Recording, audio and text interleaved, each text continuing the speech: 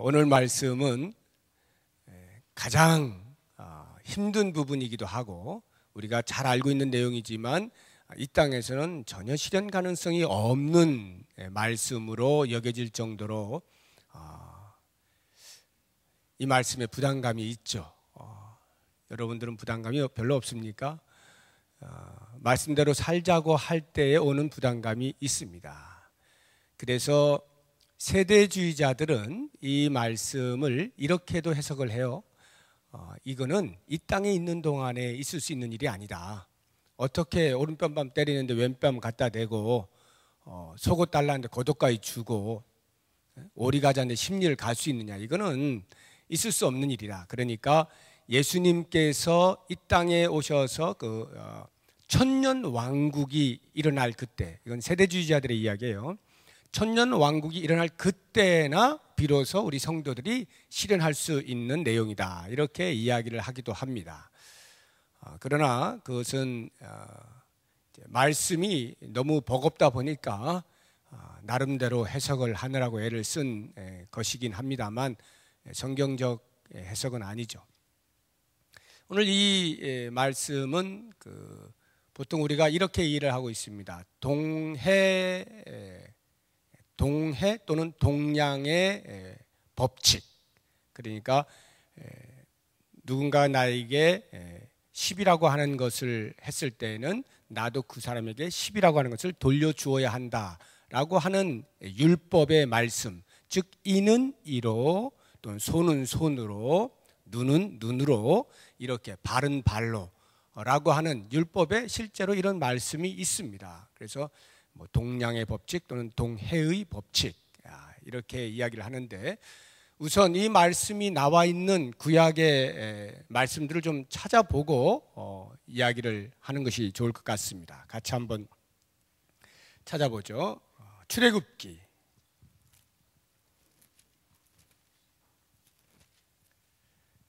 창세기 출애굽기 구약성경 두 번째 책 21장 출애굽기 21장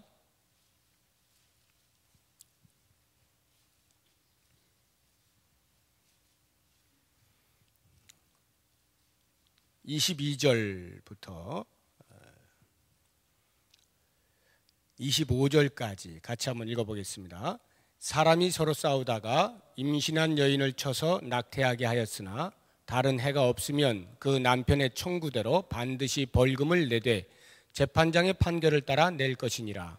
그러나 다른 해가 있으면 갚되 생명은 생명으로 눈은 눈으로 이는 이로 손은 손으로 발은 발로 된 것은 된 것으로 상하게 한 것은 상함으로 때린 것은 때림으로 갚을지니라. 분명히 이렇게 모세를 통해 하나님께서 이스라엘 백성들에게 율법으로 주신 말씀이죠. 자, 그 다음에 레위기를 한번 찾아보겠습니다. 24장 레위기 출애굽기 다음에 있는 책이 레위기입니다. 24장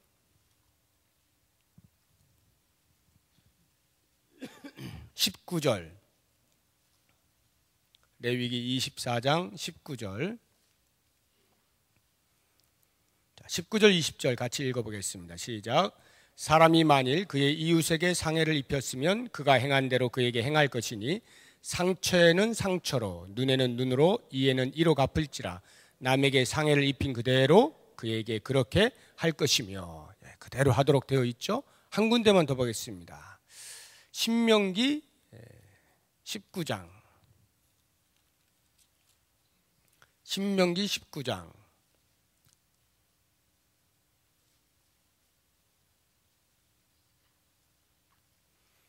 신명기 19장 창세기 출애굽기 레위기 민수기 신명기 19장 18절부터 21절까지 같이 읽어봅니다. 시작. 재판장은 자세히 조사하여 그 증인이 거짓 증거하여 그 형제를 거짓으로 모함한 것이 판명되면 그가 그의 형제에게 행하려고 꾀한 그대로 그에게 행하여 너희 중에서 악을 제하라. 그리하면 그 남은 자들이 듣고 두려워하여 다시는 그런 악을 너희 중에서 행하지 아니하리라. 내 눈이 궁휼히 여기지 말라. 생명에는 생명으로 눈에는 눈으로 이에는 이로 손에는 손으로 발에는 발로이니라. 이 말씀들이 이제 구약의 율법으로 계속 이야기가 되고 있는 것입니다. 이 말씀들을 이제 우리가 기초로 해서 생각을 할 때에 이 눈에는 눈으로 이에는 이로라고 하는 이 말씀에 대한 것만큼이나 오해가 되어지는 것이 없다는 거예요. 우리가 이해하고 있는 것들과 오늘 말씀들을 한번 잘 들어보십시오. 이 동해 또는 동량보복의 법칙이라고 하는 이제 보복을 한다 또는 복수를 한다 할 때에 왜 하나님께서 이스라엘 백성들에게 이렇게 복수하는 보복을 하는 법을 제정해 주셨는가라고 하는 것입니다. 그 이유는 가해자 편과 피해자 편 양쪽으로 우리가 이해를 해볼 수가 있겠는데, 먼저 가해자 편에서 왜 이 법이 중요한가라고 하면은 가해를 했어요. 10이라고 하는 크기로 가해를 했을 때에 하나님께서는 그 10을 돌려받게 하심으로써 이 가해자가 다음번에는 야, 이게 이렇게 해서는 안 되는 거구나, 이렇게 사는 것이 아니로구나, 내가 10이라고 하는 걸 했는데 하나님께서 고스란히 나에게 10을 돌려주시는구나 라고 하는 것을 생각하면서 자기가 저지른 죄에 대하여 억제를 할 수 있도록 하게 하기 위하여 이 법을 제정하신 것입니다. 죄의 억제가 목적입니다. 피해자 입장에서 한번 생각을 해보시면, 그럼 피해자에게서는 이것이 어떤 의미로 작용을 한 것인가? 내가 10을 당했으니까 이 감정이 상해 있잖아요. 이 감정을 치료하기 위하여 10을 돌려줌으로써 감정을 원위치시키기 위하여 하나님께서 하신 것이냐? 그것이 아닙니다. 피해자의 입장에서 볼 때에는 내가 10이라는 걸 받았을 때에 10을 돌려주고자 하는 것보다는 100을 돌려주고 싶고 1000을 돌려주고 싶은 것입니다. 이것이 우리 타락한 인간의 마음이에요. 그렇지 않습니까? 우리들이 누군가가 이렇게 차를 타고 가는데 조금 이렇게 끼익 하고 이렇게 누군가 들어왔어요. 그럼 어때요? 심정이? 아니 이런 하면서 갑자기 옆으로 해가 쫙 해가지고 그 사람은 이렇게 쓱 이렇게 들어왔는데 나는 쫙 들어가가지고 딱 세우잖아요. 10보다 100을 주고 싶은 그 충동이 생긴다는 거죠. 바로 이러한 피해자의 마음 가운데에 받은 것보다 훨씬 더 큰 것을 돌려주고자 하는 인간 심성에 대하여 하나님께서 억제를 시키는 것입니다.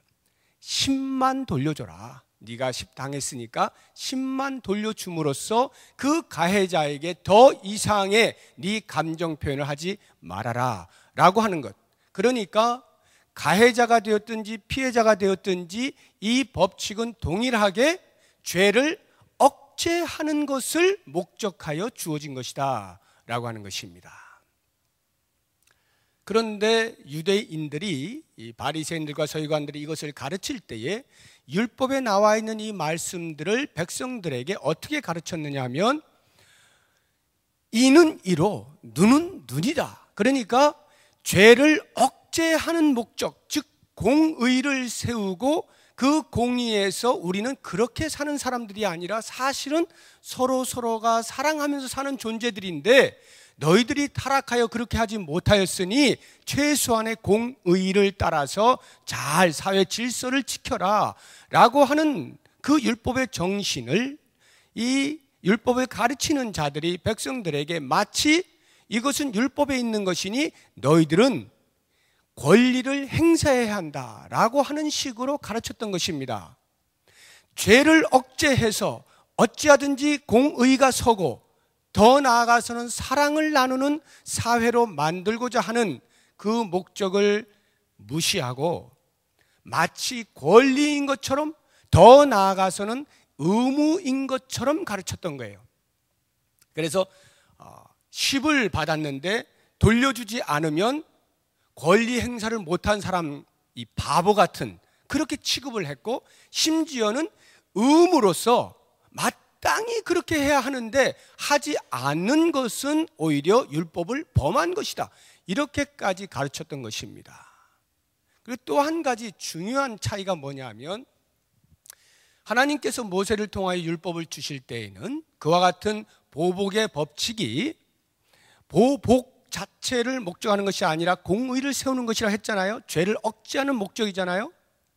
그렇기 때문에 그것을 행할 때에는 개인이 할 수가 없는 것입니다. 그래서 반드시 아까 우리가 다 읽은 말씀 보면은 재판장에게 가게 돼 있어요.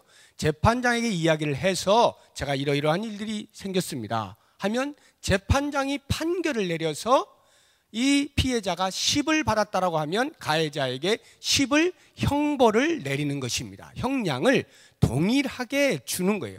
재판장이 그 일을 한단 말입니다. 개인이 하는 것이 아니라. 그런데 이것을 이 바리새인과 서기관들이 개인이 할 수 있는 것으로 가르쳤기 때문에 유대인들 사이에서는 이러한 일들이 난무한 것입니다. 그러니까 어떤 일이 벌어졌겠어요? 상상을 해보세요. 10을 받았습니다, 내가. 이제 더 정확하게 만약에 2라고 해보세요. 2를 누구한테 빵 쳤는데 2가 하나가 나갔어요. 그러니까 동양 보복의 법칙에 의하여서 나도 그 사람에게 이 한 대를 부러뜨려야 되잖아요. 이것은 권리이자 의무예요. 그래서 찾아가서 한 방을 쳤어요. 그런데 이가 하나가 나가야 되는데 어떻게 하다 보면 2개가 나갔네. 그럼 어떻게 됩니까? 2개 나간 사람이 나는 1개 냈는데 넌 2개야? 하면 또 하나를 더 갚아야죠. 그래 또 쳐요. 이번엔 3대가 나갔네. 어떻게 되겠습니까? 그렇게 하다 보면 결국엔 죽을 수밖에 없는 거예요. 죽기까지 가는 겁니다. 그러니까 어떻게 사람이 개인으로 보복을 할 때에 똑같은 양으로 똑같은 방법으로 할 수가 있습니까? 이게 벤치로 뽑나요? 안 되잖아요. 그렇기 때문에 그런 의미, 그런 정신이 아닌 율법의 말씀을 그 율법을 가르치는 율법학자들이 백성들에게 엉뚱하게 가르침으로 유대 사회가 이 율법의 정신이 전혀 없어지고 오히려 혼란만 가중되었다라고 하는 거죠. 이 유대인들의 이 동양 보복의 법칙을 말이죠. 오늘날도 가만히 보세요. 이스라엘이 국가적으로 이 보복을 할 때에 여러분들 신문 통해서 자주 보시죠. 팔레스타인하고 전쟁을 하잖아요. 그러면 팔레스타인은 이제 이렇게 그 무기가 약하기 때문에 주로 자폭을 하죠. 폭탄 이렇게 몸에 안고 가서 테러를 해버리잖아요. 도서관 같은데 아니면 버스에 올라타가지고 공공 사람이 있는 레스토랑 같은데 그런 데 들어가가지고 그냥 이렇게 같이 터져 자기도 죽고 거기 사람도 죽습니다. 그런데 그 죽는 것이 예를 들어서 한 5명 죽었다라고 하면은 이스라엘 백성들을 어떻게 하나요? 이스라엘 군대가 요격기가 가가지고 그냥 팔레스타인 전 마을을 그냥 쑥대밭을 만들어 버리죠. 동양 보복이 아니라 보복이 그들의 권리이자 의무가 되어져 버린 것입니다. 그러니까 의무를 행사하는 거예요. 그게 마땅한 거고 하나님께서 가르쳐 주신 법칙이다 생각을 하는 것입니다. 그러니까 오늘날에 팔레스타인과 이스라엘은 끊임없는 전쟁이 반복되는데 계속해서 팔레스타인은 자폭하고 이스라엘은 요격기 가지고 쳐부수죠. 불과 얼마 전에도 거의 초토화 되지 않았습니까? 전 세계가 들고 일어나 가지고 중재하느라고 겨우겨우 뜯어 말렸잖아요. 바로 이 말씀에 대한 오해로 인하여서 그런 일들이 비일비재하게 일어나고 있는 것입니다. 우리들의 심성을, 우리 인간의 마음을 가장 잘 대변해주고 있는 말씀이라는 생각이 듭니다. 정말 그런 것 같아요. 똑같이 갚아주고 싶은 마음이 없는 겁니다. 훨씬 많이 갚아주고 싶지. 내가 당한 것보다 내가 이만큼 너 한번 맛 좀 봐라 하고 뭔가 좀 더 크게 하고 싶은 것이 우리의 마음이라는 것이죠. 이러한 그 마음을 아시는 예수님께서 하나님 나라의 백성된 자들을 불러놓고 가르치시는데 너희가 옛날에는 눈은 눈으로 이는 이로 이렇게 갚으라 하는 모세의 율법을 잘도 들었지만 이제는 내가 이 말씀을 다시 새롭게 가르쳐 주겠다. 정말 그 말씀이 가지고 있는 율법의 정신이 무엇인지 너희들에게 말해주겠다. 잘 들어라 하고는 하시는 말씀이 오늘 이제 본문의 말씀인 것입니다. 뭐라고 나옵니까? 39절에 나는 너희에게 이르노니 악한 자를 대적하지 말라. 악한 자를 대적하지 말라는 거예요. 자, 그러면 이제 여기서부터 이제 또 우리가 심히 오해하고 있는 부분들이 나오는데, 악한 자가 누구냐는 거예요. 여기 악한 자, 예수님께서 말씀하시는 악한 자가 누구냐? 예로 좀 세 부류의 사람을 예로 들지 않았습니까? 세 부류의 사건을.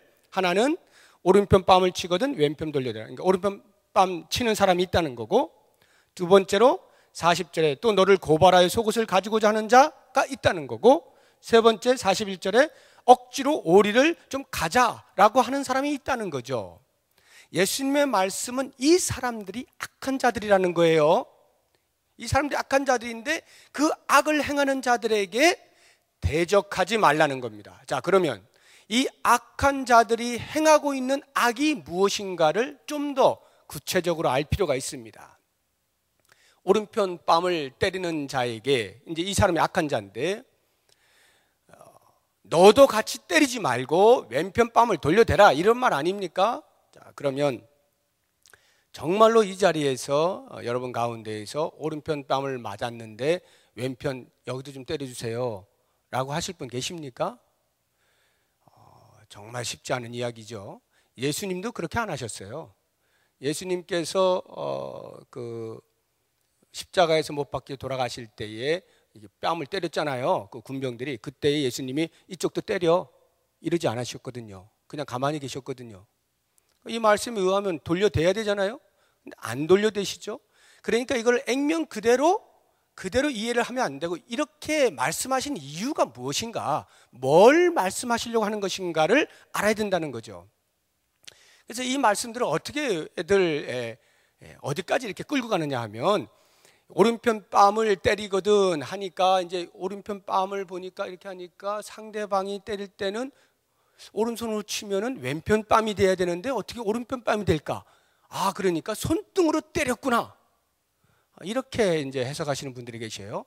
그래서 이 손등으로 때린다는 것은 훨씬 더 그 모욕적인 것이다. 그냥 때리는 것보다 손등으로 때리는 것은 아주 인격적으로 모욕을 주면서 때리는 것이다. 이렇게 이야기하는 사람도 있고, 뭐 왼손잡이가 때렸을 수가 있다. 왼손잡이가 때리면은 맞는 사람은 오른쪽 뺨이 되겠죠. 또 어떤 사람은 뒤에서 몰래, 뒤에서 이렇게 앞에 있는 사람 뒤에서 이렇게 때렸다. 뭐 이런 사람도 있어요. 그러니까 지금 이런 해석을 하는 것은 전부 중심으로부터 멀리 가고 있는 것입니다. 예수님이 뭐 그런 거 우리에게 말씀하시려고 뭐 오른편 뺨을 때리거든 그런 뭐 산술적으로 이야기를 하십니까? 그거 아닙니다. 그냥 쉽게 그냥 어느 편 뺨을 때리거든 이렇게 생각하시면 돼요. 그러면 다른 편 뺨도 되라 이렇게 이해를 하시면 되는데, 그러면 이게 어떤 경우에 이런 일이 발생하느냐? 가만히 있는데 갑자기 어디선가 쫓아와가지고 팍 때렸는가? 아니면 둘이서 말다툼하면서 막 서로 싸우다가 어떻게 하다 맞았는가? 어떤 경우에 이런 일이 발생하느냐는 것입니다. 예수 믿는 사람들이 이 당시에 유대인들로서 예수 믿는 사람들이 예수 공동체에 들어와서 그 복음에 대한 깊이와 그 기쁨을 억누를 수가 없어가지고 전하잖아요. 그 내 친척에게도 또는 내 친구에게도 같은 유대인들에게 전한단 말입니다. 야, 복음이 이렇게 귀한 것이다 하는데, 그 좋은 이야기를 해주는데, 생명을 전해주는데, 이 유대인이, 듣고 있는 유대인이 이게 웃기는 이야기인 거예요. 아니 지금 어제까지만 해도 자기가 나랑 같이 유대인이었고 유대교인이었는데 갑자기 뭐가 이렇게 획 하더니 뭐 예수가 어땠느니 복음이 어땠느니 이렇게 이야기한단 말이에요. 그러니까 가만히 듣다 보니까 기분이 나쁜 거예요. 그래서 놓고 그냥 한 대 갈긴 겁니다. 그렇게 맞았을 때에 맞은 사람의 입장에서는 복음을 전한 거예요. 생명을 전한 것입니다. 이 사람이 사느냐 죽느냐의 문제를 놓고 가장 가치 있는 것을 주었는데 정작 돌아온 것이 뺨따구였다는 거죠. 그랬을 때 어떻게 행동해야 되겠느냐? 뭐 이런 게 다 있어. 내가 지금 너한테 생명을 주는데 네가 날 때릴 수가 있어?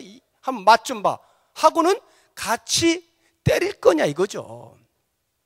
여러분 같으면 어떻게 하시겠습니까? 지난번에 뭐 똑같은 사건은 아니지만 비슷한 일이 있었죠. 우리 그 술을 한 잔 이렇게 걸치신 분이 이렇게 오셔가지고 뭐 이렇게 하다가 이제 오태승 강사님하고 이렇게 붙었어요. 뭐 이렇게 이제 근데 그냥 느닷없이 그냥 갈긴 거예요, 이분이. 예, 느닷없이 딱 갈기니까 이제 오 강사님이 얼마나 이렇습니까? 이거 뭐 거기다 술 드셨지. 그러니 뭐 그냥 단숨에 이렇게 해가지고 칵 제압을 한 거예요. 딱 더 이상 이제 안 맞으려고. 만약에 그것이 이제 복음을 전하는 그 일 과정 속에서 나타났다고 생각을 해보세요. 그래서 맞았어요. 그랬을 때 어떻게 되겠느냐는 거죠. 같이 뭐 안 맞으려고 뭐 같이 이렇게 한다거나 뭐 이러지 말고 놔두라는 거예요. 이 다른 편 뺨을 대라는 얘기는 뭐냐면 그냥 그것을 맞으라는 이야기입니다. 그냥 맞으라는 이야기예요. 우리가 사도행전을 계속 보고 있습니다만 성령으로 충만한 제자들이 사도들이 나아가서 복음을 전하지 않습니까? 막 그 병자를 살려주기도 하고요. 나면서부터 안진병이 고쳐주기도 하고요. 그런데도 불구하고 돌아오는 것이 감옥에 가두고요. 위협하고요. 막 이러잖아요. 그런 사람에 대해서 내가 지금 우리 백성들을 이렇게 살려주고 이렇게 생명을 전하고 있는데 무슨 너희들 이럴 수 있느냐 하고는 봉기를 드는 것이 아니라 그냥 감옥에 갇히고 때리면 맞잖아요. 바로 이것을 이야기하는 것입니다. 이는 이, 눈은 눈이 아니라는 거예요. 그렇게 맞을 때에 왜 그러면 맞아야 되느냐? 하나님 나라는 맞는 것이라는 거예요. 하나님 나라는 그렇게 해서 같이 제압을 하거나 같이 보복을 했을 때에 내 감정에 만족은 있을런지 몰라도 하나님 나라는 그들에게 보이지 않는다는 거죠. 나의 그런 행위를 통해서 하나님 나라가 안 보인다는 거예요. 그러니까 하나님 나라의 문이 닫혀버려요. 나의 행동을 통해서. 그러나 맞아버릴 때는 어떻습니까? 맞는 사람은 기분 나빠요. 정말 기분 나쁘고 내가 왜 맞아야 되나? 이런 생각이 들지만 정작 때린 사람들은 때려놓고 나서 그 당시에는 깨닫지 못할런지 몰라도 언젠가는 이런 생각을 하지 않겠습니까? 제가 왜 맞고 있었을까?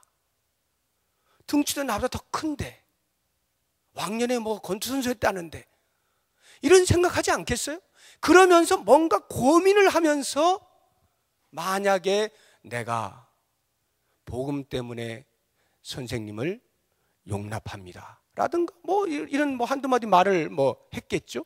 그럼 그런 말이 생각이 날 수 있다는 것입니다. 그렇게 해서 만에 하나 그 사람에게 하나님 나라의 문이 열리고 그가 들어올 수 있다면 그것이야말로 진정 하나님 나라의 백성이 취해야 할 태도다라고 말씀을 하시는 거예요. 두 번째 예를 보세요. 속옷을 가지고자 하는 자에게 겉옷까지도 가지게 하라. 에이, 이런 사람이 어디 있는가? 속옷 가지는 사람한테 겉옷 가지면 그럼 빨개 벗고 살아라는 얘기인가? 이거는 도저히 이 땅에서 있을 수 없는 이야기야. 이렇게 생각하시기 쉽지만 왜 이런 말씀이 나왔는지도 잘 보셔야 돼요. 이 말씀의 의미는 이런 것입니다.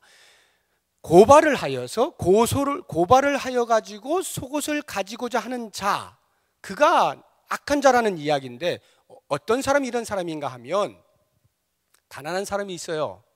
가난한 사람이 도저히 먹을 것이 없습니다. 그래서 오늘날로 하면 전당포에 가가지고 물건을 잡히고 돈을 좀 빌어서 끼니를 때우는 사람인데 뭐 이게 잡히는 게 없어요. 더 이상 이제 가난해가지고 결국 마지막 남은 게 뭐겠어요? 옷 하나예요.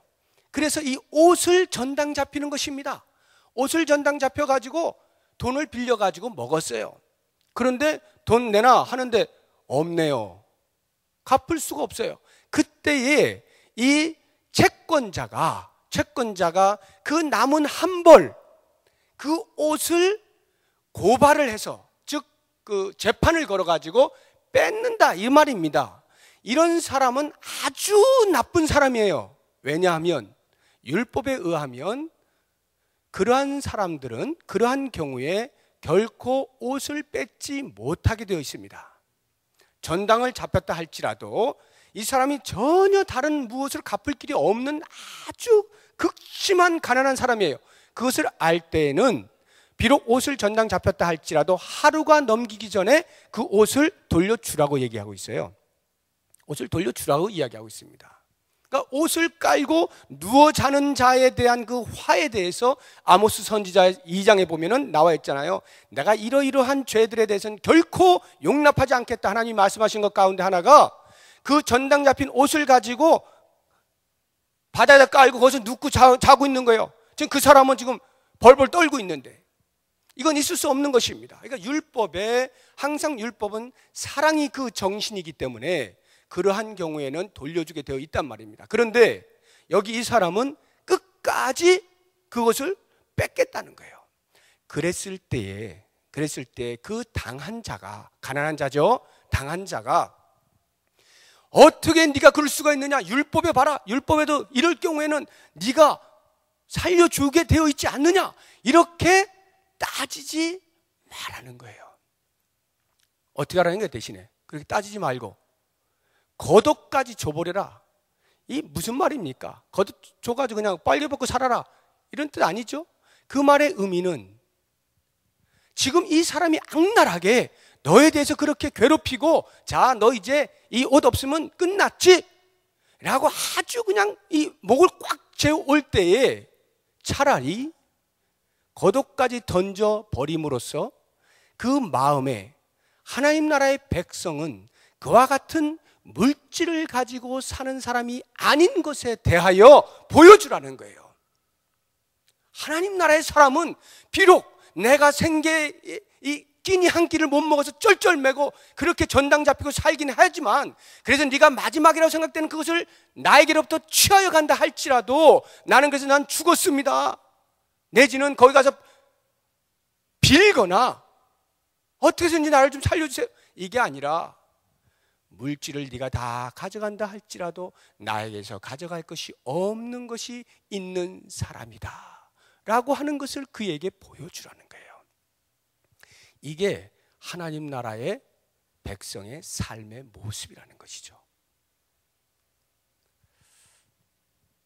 그러니까 여러분 누가 와가지고 이렇게 뭐 속옷 달라고 하는데 겉옷까지 안 준 것에 대해서 너무 막 부담스러워 하실 필요 없어요. 이제 그런 의미가 아니란 말입니다. 그렇다고 하면 왜 이런 말씀을 주셨는가? 원래 이 가해자, 악한 자가 이렇게 하면 돼야 안 돼요. 이렇게 살면 안 되잖아요. 착하게 살아야죠. 선을 베풀어야죠. 사랑을 나누면서 살게 돼 있어요. 그 사회가. 그런데 그렇게 하지 않은 사람들에 대하여서 똑같은 심정을 가지고 그래 한번 율법으로 뒤져보자, 찾아보자 하고는 자기의 어떤 그 권리를 너무 찾으려고 애쓰지 말고 그걸 그냥 놔버림으로써 하나님 나라에서는 이렇게 사는 삶도 있는 것을 보여주어라 라고 하는 것이거든요. 마지막 세 번째를 보세요. 누구든지 너로 억지로 오리를 가게 하거든 그 사람과 심리를 동행하고. 여기 억지로 오리를 가게 한다는 말, 누가 억지로 와서 이렇게 나보고 야 오리 가자, 오리가 좀 약 2kg겠죠?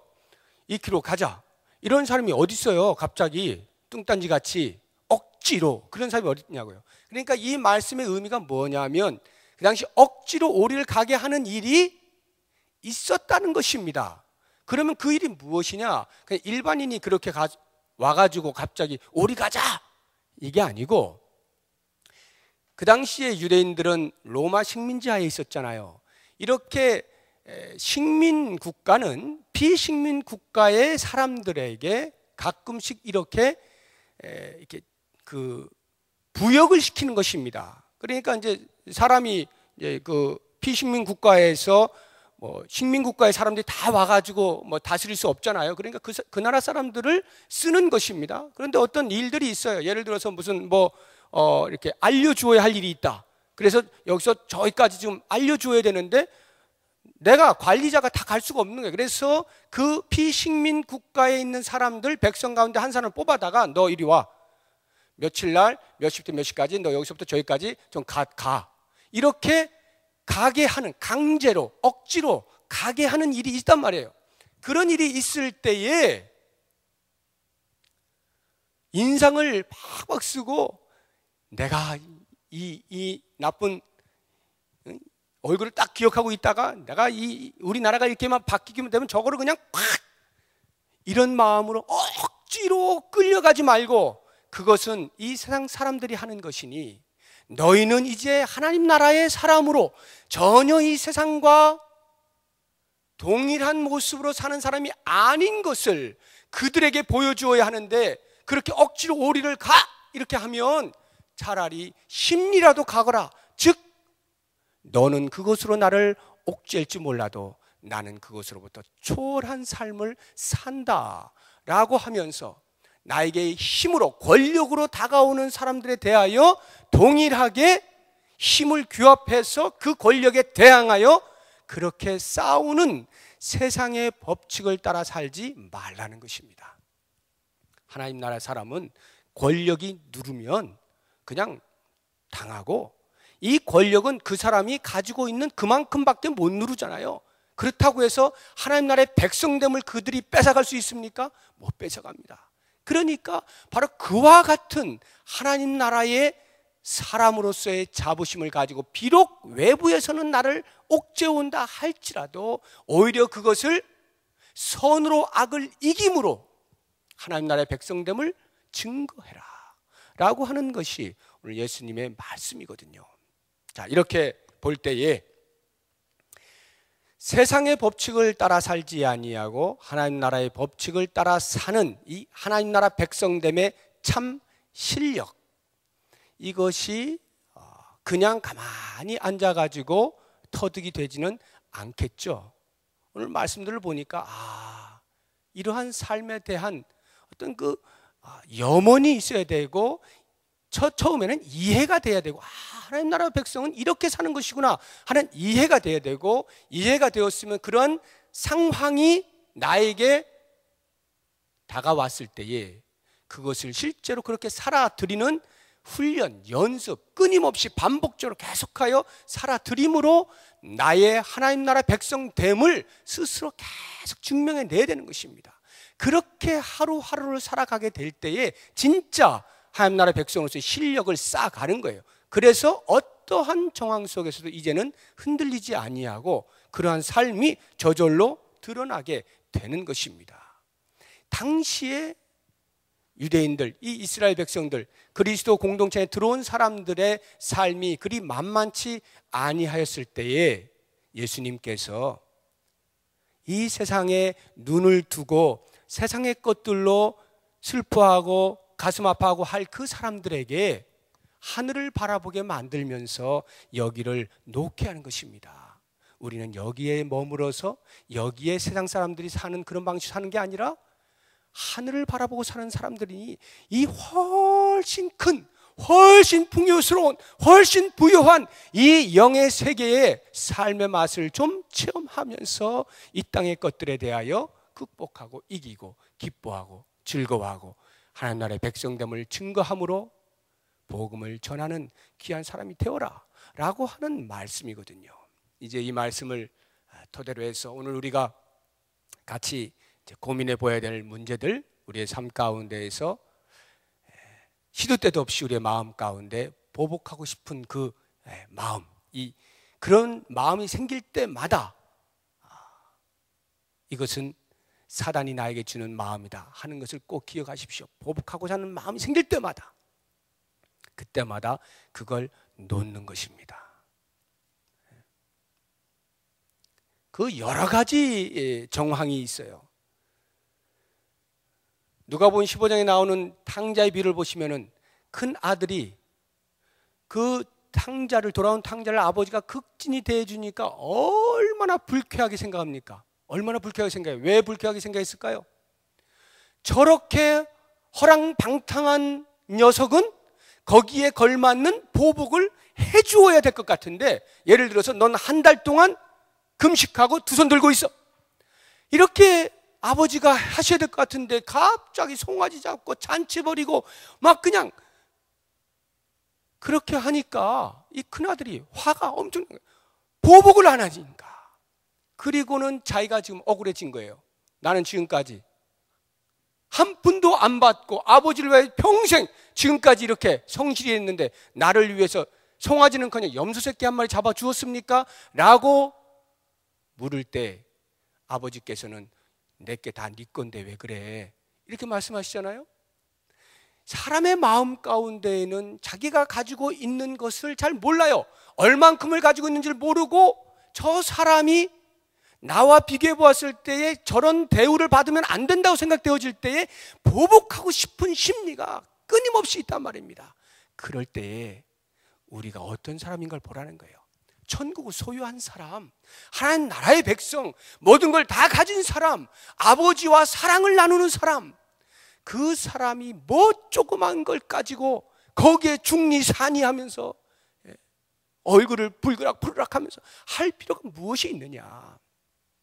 그 사회의 그리스도인은 오직 하나님께서 나를 사랑하신 것처럼 내가 하나님을 사랑하고 이웃을 사랑하는 것을 근본 정신으로 이와 같은 공의도 실현해 가는 것 기억하시면서 나 개인적으로나 우리 교회가 이런 일들이 있을 때에 어떻게 해야 할 것인가를 다시 한번 곰곰이 묵상하면서 하나님 나라의 백성됨을 증거하며 사는 우리 모두가 되기를 바랍니다.